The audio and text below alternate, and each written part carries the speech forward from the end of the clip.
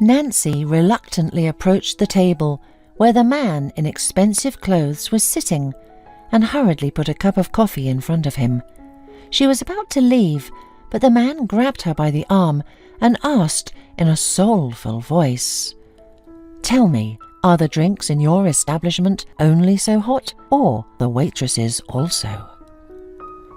The girl took a deep breath, trying to hold herself together. She hadn't expected to hear such a tactless question. At that moment, she craved to slap the insolent man, but she knew that in this case she would lose her job. Before Nancy could recover her senses, the man began to unequivocally stroke her hand from the palm to the shoulder. The girl's patience ran out at this point, and she did what she had dreamed of. In the same instant, she rushed out of the hall and closed herself in the storeroom to calm down. Nancy was unusually angry at the man, who thought he had every right to harass the waitress. This cafe was popular with the golden youth, and Nancy had been working here for a little over a month.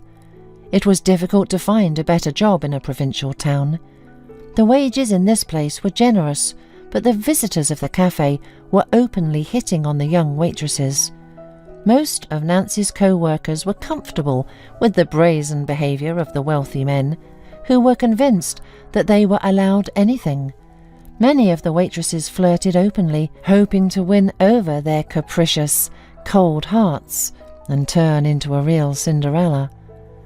Nancy was different, and more than once she wanted a more suitable, quiet job. She lived alone, and there were no people around whom she could rely on in times of need. The girl cherished the dream of moving to the capital, but in the meantime she had to tolerate many things in order to just survive in a harsh world. A few minutes later, Nancy's colleague walked into the storeroom. She looked at her with a reproaching look. "Nancy, what have you done? Do you realize that now you will be in big trouble? You slapped the prosecutor's son. He was furious. Couldn't you have worked it out some other way?" "Let the trouble be," Nancy replied in a trembling voice. "I won't let anyone humiliate me or disrespect me. Just because I'm a waitress doesn't mean I'm not human. I didn't show that I could be treated that way." 10 minutes later, the administrator, Cynthia, asked Nancy to help the cooks assemble the order in the kitchen. Soon, Nancy heard noise coming from the hall and decided to find out what was going on. Maybe the prosecutor's son had decided to make a scandal and get her kicked out of here right away. Looking out into the hall, the girl saw Cynthia shouting indignantly at the poorly dressed elderly woman, shrinking and frightened looking at her. "Get out of here! This is no place for you! How dare you come into a respectable place where decent people take a rest?" "Honey, please don't chase me away," pleaded the elderly woman desperately. "I have nowhere to go. I won't disturb anyone. I'll just sit a little, get warm, and go away." Nancy was dumbfounded with surprise. The girl could not understand how Cynthia could treat a defenseless, needy person so cruelly. The elderly woman had bitter tears streaming down her cheeks, and it was obvious that she had spent a lot of time in the frost and had frozen almost to death. Nancy felt genuinely sorry for her and quickly walked up to Cynthia, who was turning red with anger. "Cynthia, how dare you? Stop it immediately!" She remembered how Cynthia behaved with the rich clients, and she was disgusted by this duplicity. There was no dress code in the cafe, and no one told them to kick out the poorly dressed people. Maybe the elderly lady came in just to get a cup of hot tea and keep warm. "Nancy, go back to the kitchen and mind your own business. If you stick up for the homeless, you'll end up on the street yourself. We are not a charity for the homeless and destitute old woman." Nancy had to go back to the kitchen in silence. She felt disgusted by her helplessness. She glanced at her watch and breathed a sigh of relief when she realized that her shift was over. She quickly took the last order and hastily changed her clothes and left. It was unusually cold outside on a late December evening. The snow lay in a thick layer, and a blizzard had been raging relentlessly since dinner. Nancy shuddered with all her body when she noticed on the bench the woman that Cynthia had recently kicked out of the cafe. Without a second's hesitation, Nancy approached the elderly woman. "Excuse me, I live not far from here. If you have nowhere else to go, you can keep me company. I'll treat you to a nice meal, and you can rest and sleep in peace." Mrs. Gilbert looked at Nancy cautiously and distrustfully, and after thinking for a few seconds, she nodded in agreement. The girl took the elderly woman to her house. She hurriedly heated dinner and fed her to her heart's content, and then turned on the kettle and took raspberry jam out of the fridge. "Thank you. You fed me, gave me hot tea and kept me warm. God give you happiness and health, sweetheart," murmured the elderly woman in a trembling voice, looking at Nancy with gratitude. "Fate sometimes strokes a person on the head, and sometimes hits him on the back. I lived with my daughter and her husband, but they were addicted to alcohol. My daughter regularly took my pension, but this time I decided to save money for a rainy day. Unfortunately, my son-in-law found the money and stole it, and my daughter kicked me out of the house, saying that I was going to live off them, that I was a freeloader and a burden. A couple of years ago, she convinced me that I should sign the apartment over to her. She said that in this case, the size of my pension would increase. I did so, but my pension remained the same. Now I have nowhere to go, nowhere to live on. I feel my death is coming. No one will bury me. There is only hope in God. I always felt sorry for those who lived in nursing homes. I was confident that wouldn't happen to me, and now I desperately dream of going there. I'd rather be there." Nancy listened in amazement to Mrs. Gilbert's sad story. She felt hurt and pity for the elderly woman who at the end of her life had lost everything she had dear and was left alone. Although Nancy lived modestly and had barely enough money to live on, she decided that she would not let Mrs. Gilbert leave. The girl was sure that the elderly woman would not survive outdoors in this bitter cold. Besides, the kindest, most magical holiday, which Nancy sincerely loved, was approaching. No one could turn their back on those who are weaker, especially at Christmas time. So, Mrs. Gilbert stayed at Nancy's place. The girl was rarely at home. She worked tirelessly. The elderly woman also did not sit idly by. She cooked food, baked cakes and buns for tea. Nancy always dreamed of grandparents, which she did not have, and Mrs. Gilbert became her true grandmother. One day, during an evening tea party, Mrs. Gilbert took a beautiful gold pendant with a bright blue stone out of her pocket and handed it to Nancy. The girl looked at the elderly woman puzzled and asked, "Mrs. Gilbert, what is it?" "Take it, honey. Now this pendant is yours. You have deserved it. You have an unusually kind heart. May it bring you good luck. Keep you safe." "What are you?" Nancy exclaimed confusedly, with her eyes rounded in surprise. "I cannot accept such an expensive gift. I don't need anything.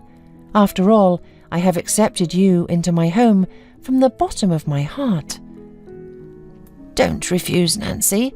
This pendant is a family heirloom. I have no one but you now. You have become like a granddaughter to me, so the pendant should go to you from me." Nancy was pleased to hear that the elderly woman considered her a family member, but she was still uncomfortable. Nevertheless, Mrs. Gilbert was persistent, so Nancy accepted her gift with gratitude and promised the elderly woman never to remove the gold pendant. After Nancy had slapped the prosecutor's son, she had a serious conversation with her superiors. The owner of the cafe did not fire the decent and hard-working girl, but threatened her that if something like that would happen again, she would immediately lose her job. On Christmas Eve, Nancy was annoyed that she had to go to work on the holiday at the request of her boss. The girl was exhausted during the previous shifts, and most of all, she dreamed of resting in a warm, comfortable bed. But Nancy did not want to contradict her boss, so she silently agreed. It was unusually noisy and fun in the cafe. Young people who had recently returned from the ski resort were excitedly and enthusiastically sharing their impressions with each other. An attractive, green-eyed young man was sitting alone at a table near the window, not far from them. He was looking thoughtfully and sadly at the people passing by. The stranger ordered coffee, and Nancy hurried to take it to him. Nancy had never seen him before, and he did not look like a local. Cynthia, too, was interested in the stranger and tried desperately to draw attention to herself. She often approached him and asked him something, smiled meaningfully and tried to lean in so that the stranger noticed and appreciated her décolletage. When the man asked for the bill, Cynthia decided to take the last opportunity to lure the handsome visitor into her net. At this moment, Nancy brought the order to the men who were sitting at the next table. As she was about to leave, one of them said in a defiant tone, "Hey, where are you rushing to, babe? Keep us company. There's no free chair, but you can sit comfortably on my lap. You turned down the prosecutor's son, but you can't turn me down." Nancy instantly got angry, but she gathered her will in a fist and kept silent, remembering the recent conversation with her bosses. She couldn't afford to lose her job, which was her only source of income. She tried to leave with a nonchalant look, but she could not, as one of the men suddenly tripped her. The girl flew swiftly downward, but was able to avoid the fall thanks to a stranger. He quickly reacted and deftly caught Nancy, protecting her from falling. In his arms, Nancy fell into a stupor, and losing track of time, plunged into a maelstrom of green eyes. "Merry Christmas and a Happy New Year to you," said the man with an affectionate smile. "I wish you never to fall, and if you fall, only into the arms of a decent man." Nancy was even more embarrassed after these words. She thanked the man confused and pulled away from him. The man's gaze suddenly fell on the dainty pendant around the girl's neck. He asked in bewilderment, "Where did you get that pendant? Did you steal it?" Nancy was very upset that he thought she was a thief, but she still calmly explained, "A very kind and sweet old lady gave it to me. I'm sorry, I just actually know the owner of this pendant, and it shocked me to see you wearing it. I'm sorry I accused you of stealing. My name is Henry, by the way." Even though Nancy still felt insulted, she sat down at the table and told Henry about Mrs. Gilbert. The man was in a state of shock. "I can't believe it. Mrs. Gilbert is my grandmother. Please, please take me to her. I have already lost hope of finding her. I need to see my grandmother." When the cafe closed, Nancy took Henry to her house. Deep down, she was scared to bring a stranger into her apartment, but she was willing to take the risk so that Mrs. Gilbert could find her family again. When Nancy opened the door, she was speechless from what she saw. There was a small Christmas tree with colourful toys in the living room. The whole apartment was decorated with multicoloured tinsel and small coniferous compositions. A small puffy snowman adorned the nightstand, and snowflake stickers glittered on the windows. The kitchen smelled like freshly baked goods, and there was champagne on the table. Nancy looked at Mrs. Gilbert, stunned. "How did you manage that? You turned my little apartment into a fairy tale. You've done so much good for me. I wanted to make you happy, kiddo," replied Mrs. Gilbert in a joyful voice, and suddenly she saw her grandson. "Henry, you have remembered your old grandma at last. Come in, dear. Why are you standing there like a dummy? I've got your favourite turkey with apples in the oven." "Grandma, it's been so long since I've seen you.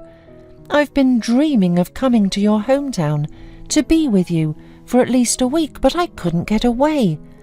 Life in the capital has many disadvantages, frankly speaking. I stopped to belong to myself.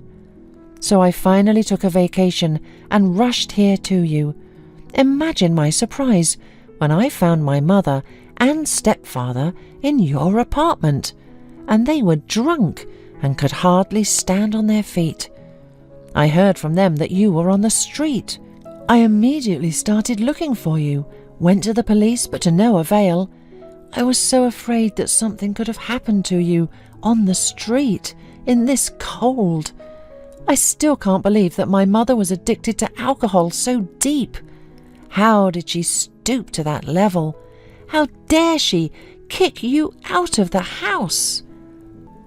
Nancy realized that two kindred people had found each other on Christmas Eve. She was genuinely happy for them both. But deep down, she was bitter. Mrs. Gilbert had found her grandson and would soon leave her, and she would be alone again. The girl shook off her sad thoughts and quickly set the table and took out of the oven a delicious Christmas meal, lovingly prepared by the elderly woman. They celebrated Christmas together. Nancy offered Henry to sleep on a small old sofa in the living room, and he willingly agreed. In the morning, during breakfast, the man thoughtfully addressed his grandmother and Nancy. "I have to go back to the capital in 2 days, Grandma. I'll take you with me. I have a spacious apartment. You will be comfortable there.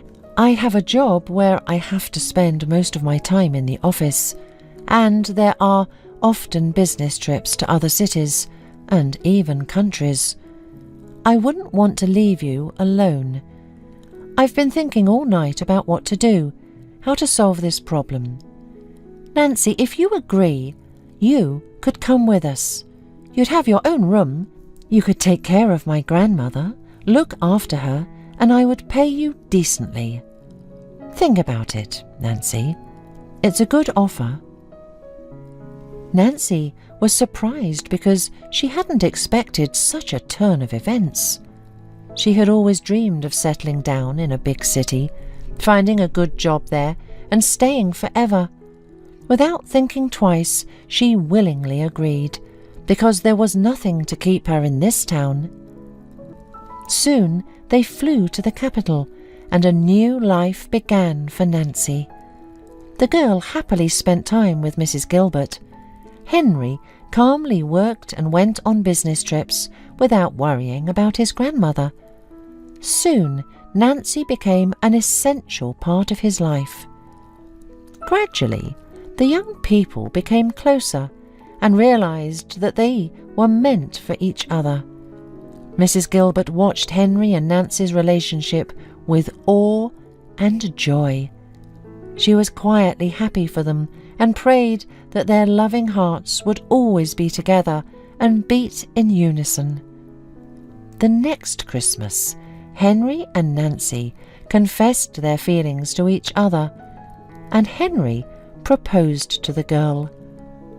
Nancy agreed to become his wife, so another happy family was born on a night that will forever remain in the memory of people who love each other.